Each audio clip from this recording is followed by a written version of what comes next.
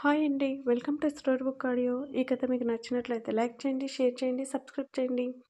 అర్థం చేసుకోరా శశికి నేను చెప్తాను కదా. రాజీ, నువ్వు కోప్పడకు. ఈ రోజున సంజు ఇంత స్థాయిలో ఉన్నాడంటే దానికి కారణం తన కృషి పట్టుదల. ఒక్క వారం ఓపిక పడితే అన్నీ సర్దుకుంటాయి. ఈ టైంలో మనం శశికి తోడుగా ఉండాలి. కానీ సంజయ్ మీద కోపం కాదు కదా అని నచ్చజెప్పి శశి ఉన్న రూమ్కి వచ్చాడు. పడుకుని ఉన్న కూతుర్ని చూసి బాధపడ్డాడు శరత్. కూతురు తల ప్రేమగా నిమిరి, శశి, సంజు వచ్చాడా నానా అని శశి అనగానే శరత్ బాధగా చూశాడు. ఏంటి నాన్న అలా చూస్తున్నారు? తనకి ఇంకా వర్క్ కంప్లీట్ అవ్వలేదా? తనకి అర్జెంట్ వర్క్ ఉండి ఫారెన్ వెళ్ళాల్సిన పరిస్థితి వచ్చింది. నీ దగ్గరికి వస్తే ఇటు నిన్ను పిల్లల్ని చూసి వెళ్ళటం మానేస్తాను మామయ్య అని కష్టమైన తప్పక ఎయిర్పోర్ట్కి వెళ్ళాడు. అమ్మ చెప్పలేక చెప్పాడు శరత్. మొదటిసారి కూతురుతో అబద్ధం చెప్పాలి అంటేనే మనసు ఒప్పుకోలేదు. కానీ తప్పని పరిస్థితుల్లో చెప్పాల్సిన వచ్చింది. నీతో మాట్లాడాలని అనుకున్నాడు కానీ నేనే వద్దన్నాను. నీ గొంతు విన్నాక సంజు తను అనుకున్న గోల్ రీచ్ అవ్వలేడు అని. పైగా నీకు తెలుసు కదా ఆ ప్రాజెక్టు కోసం సంజు ఎంతలా కష్టపడ్డాడో. అందుకనే ఉన్నఫలంగా వెళ్ళాల్సి వచ్చింది తల్లి. ఏంటి నాన్న కనీసం పిల్లల ముఖం కూడా చూడకుండా ఫారెన్ వెళ్ళటం ఏంటి? పూడుకుపోయిన గొంతుతో అంది.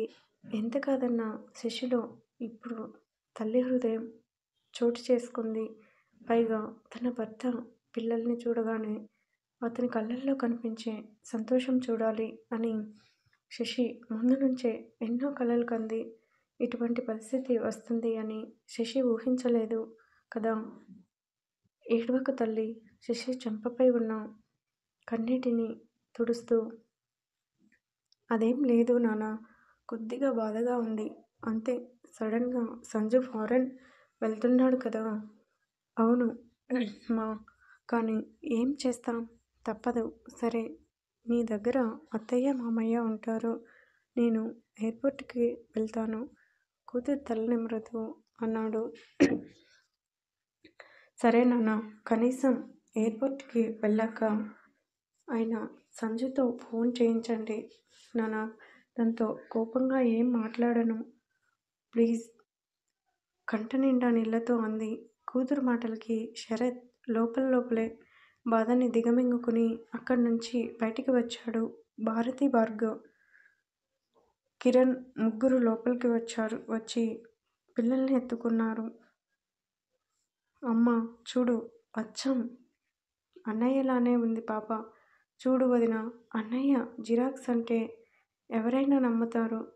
నిజంగా ఎంత అందంగా ఉంది బుడ్డది అంటూ పాపని ఎత్తుకొని ముద్దు చేశాడు కిరణ్.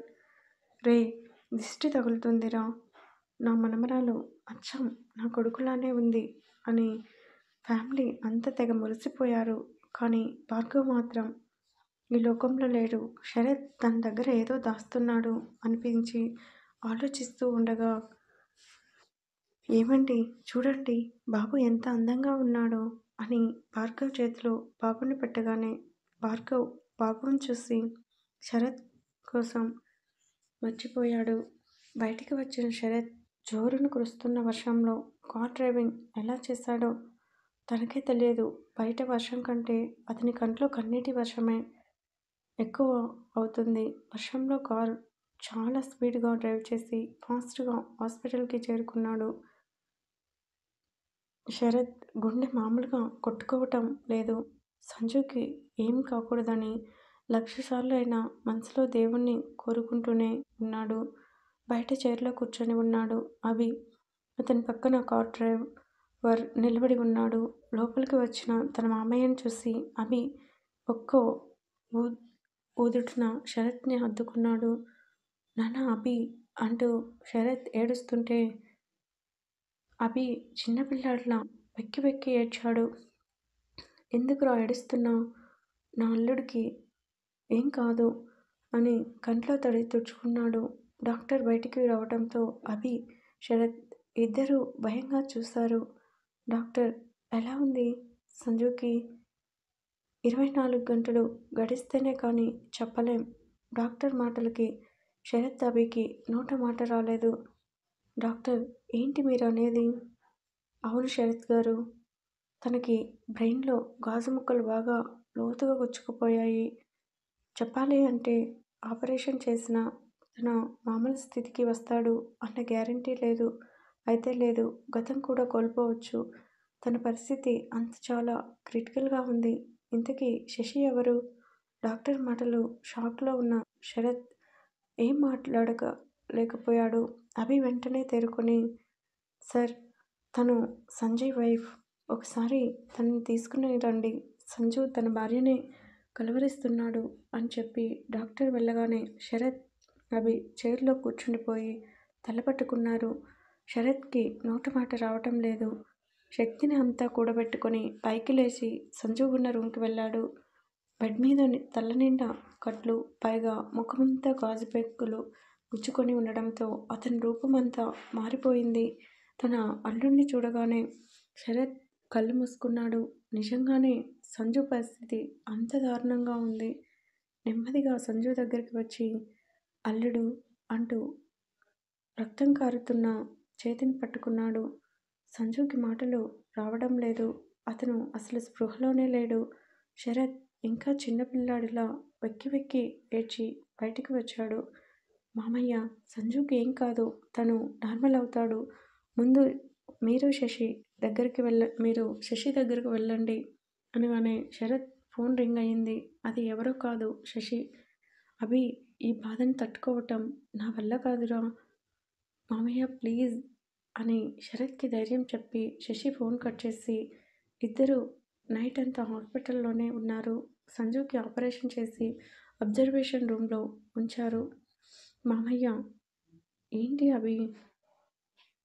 మీరు ఇంటికి వెళ్ళండి. లేదంటే అందరికీ అనుమానం వస్తుంది. లేదు అభి, భార్గవ్‌కి ఫోన్ చేసి చెప్పాను. నేను అభి ఇంట్లో ఉన్నాను. ఏదో సాకు చెప్పాను. నువ్వు ముందు ఇంటికి వెళ్ళు. నీకోసం నీ భార్య వెయిట్ చేస్తూ ఉంటుంది. పర్లేదు మామయ్య. లేదు అభి, నా మాట విను. ఇది మన హాస్పిటల్‌నే కదా. పైగా స్టాఫ్ అందరూ సంజుని జాగ్రత్తగానే చూసుకుంటారు. నువ్వెళ్ళు అని అభిని పంపించి శరత్ సంజు దగ్గర ఉన్నాడు. అదొక విల్లా. చూడటానికి 2 కళ్ళు సరిపోవు. హాల్‌లో సోఫాలో కూర్చొని గుమ్మం వైపు చూస్తూనే చేతిలో ఉన్న ఫోన్ గట్టిగా నొక్కి పెడుతూ పంటి బిగువున కోపం, బాధ అణుచుకొని ఉంది ఆమె. అమ్మాయిగారు, కాఫీ అంటూ సర్వెంట్ ముందుకు వచ్చింది. వద్దు, కాసేపు నన్ను విసిగించకు అని చెప్పి తన చేతిలో నలిగిపోతున్న ఫోన్‌కి మళ్ళీ పని చెప్పింది. రింగ్ అయిన ఫోన్ లిఫ్ట్ చేయకపోవడంతో అసహనంగా ఫోన్ సోఫాలో విసిరికొట్టింది. ఇంతలో కార్ సౌండ్ వినిపించడంతో క్షణం కూడా ఆలస్యం చేయకుండా పరుగున బయటికి వచ్చింది. కార్ దిగిన అభిని చూడగానే ఆమె ప్రాణం తిరిగి వచ్చినట్లు అయ్యి ఏడుస్తూ అభి కార్ డోర్ క్లోజ్ చేస్తుండగానే అతన్ని వెనక్కి నుంచి హత్తుకుంది. సారీ శృతి అంటూ వెనక్కి తిరిగి ఆమె తలని తన గుండెలకి హత్తుకున్నాడు. ఇప్పటివరకు ఏమైపోయావు అభి?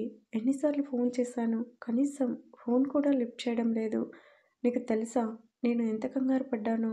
కనీసం చిన్న మెసేజ్ చేసినా నేను ఇంత టెన్షన్ పడేదాన్ని కాదు కదా ఏడుస్తూ అంది. సారీ మా, నైట్ అంతా వర్షం కదా, పైగా ఆఫీస్లో చాలా వర్క్ ఉండి లిఫ్ట్ చేయలేదు. పద లోపలికి వెళ్దాం అని శృతి చేతిని పట్టుకున్నాడు. కానీ అప్పటికే శృతి అభి షర్ట్‌కి బ్లడ్ చూసి ఏదో జరిగిందని అర్థమై సైలెంట్‌గా అభితో పాటు లోపలికి వచ్చింది. అభి టవల్ తీసుకొని ఫ్రెష్ అవ్వటానికి రూమ్‌కి వెళ్ళగానే శృతి ఆలోచిస్తూ కిచెన్ రూమ్‌కి వచ్చి 2 కాఫీ కప్స్ పట్టుకొని రూమ్‌కి వచ్చింది. ఫ్రెష్ అయ్యి బెడ్‌కి వచ్చిన అభికి శృతి ఇచ్చిన కాఫీ సిప్ చేసి తన్నే చూస్తున్న శృతిని చూసి కాసేపు నీ ఒడిలో పడుకుంటాను అని చెప్పి కాఫీ తాగి ఆమె ఒడిలో పడుకున్నాడు. శృతి ఏం మాట్లాడలేదు. అభి కోసం కలిసి లేచాక తనే నిజం చెప్పాడు.